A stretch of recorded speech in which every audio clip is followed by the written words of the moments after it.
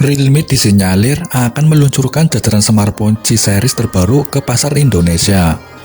Salah satu tandanya muncul di laman sertifikasi uji tingkat kandungan dalam negeri atau TKDN di laman P3DN Kemenperin.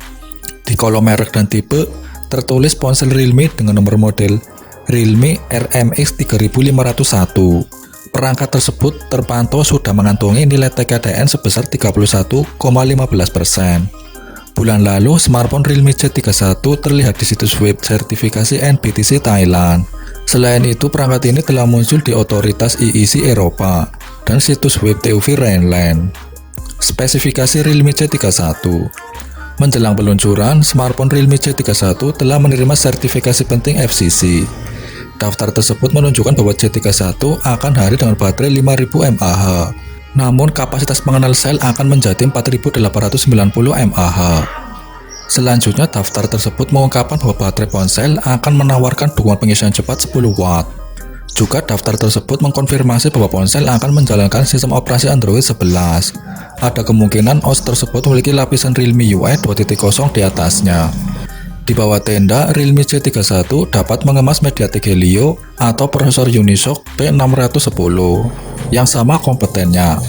Tampak cukup kentara dari bocoran foto yang beredar bahwa ponsel cerdas buatan Realme ini memang dirancang cukup apik dan ideal sebagaimana ponsel modern saat ini.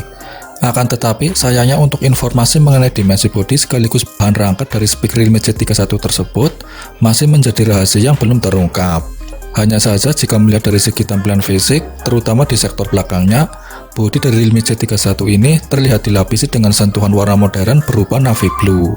Ditambah pula dengan penempatan modul kamera belakang pada Realme C31 di sisi kiri atas secara vertikal berjajar dengan lampu kilat LED dalam satu ruang kotak hitam yang kian membuat penampilan bodinya semakin menawan. Di satu sisi, tak lupa juga bahwa Realme di sini membawa konsep layar penuh modern dengan lubang mini di bagian sisi kiri atas sebagai modul kamera depannya. Sementara itu, untuk ukuran layar penuhnya seluas 6,5 inci dengan penggunaan panel IPS LCD sebagai penjamin daripada visualisasi secara lebih jernih. Sedangkan untuk resolusinya sendiri, Realme C31 tersebut mengusung kemampuan resolusi HD+ 720 x 1600 pixel.